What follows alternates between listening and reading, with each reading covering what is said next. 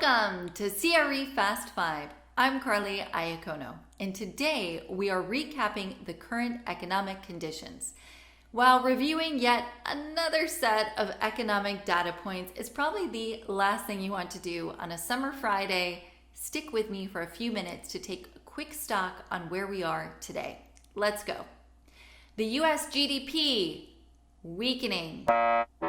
It's estimated to have declined by 0.9% during Q2. Outlook for the remainder of the year is weaker than expected.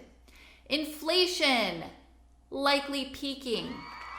Falling commodity prices, peaking house price appreciation, and weaker consumer demand should weigh on the pace of inflation this summer. Monetary policy tightening. We estimate that the Fed will likely reduce the pace of future rate hikes. Interestingly, there is some talk of fiscal stimulus being promoted by the Democratic Party again. However, overall federal spending should be less than recent years, putting some drag on growth. Financial conditions, volatile. On the positive side, the U.S. equity markets are interpreting slower economic growth as good news, indicating interest rates may peak sooner than expected.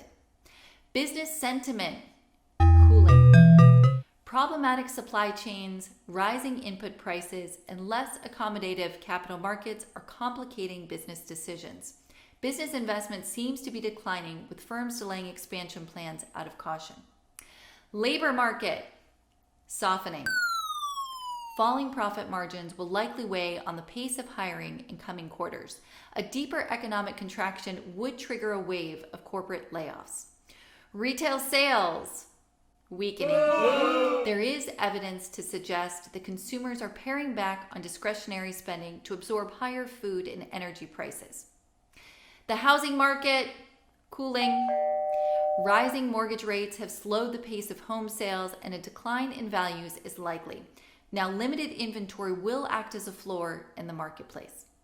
Although a second consecutive quarter of negative growth following the 1.6% drop in Q1 GDP is an indicator of recession, CBRE does not believe that the U.S. economy is currently in a recession.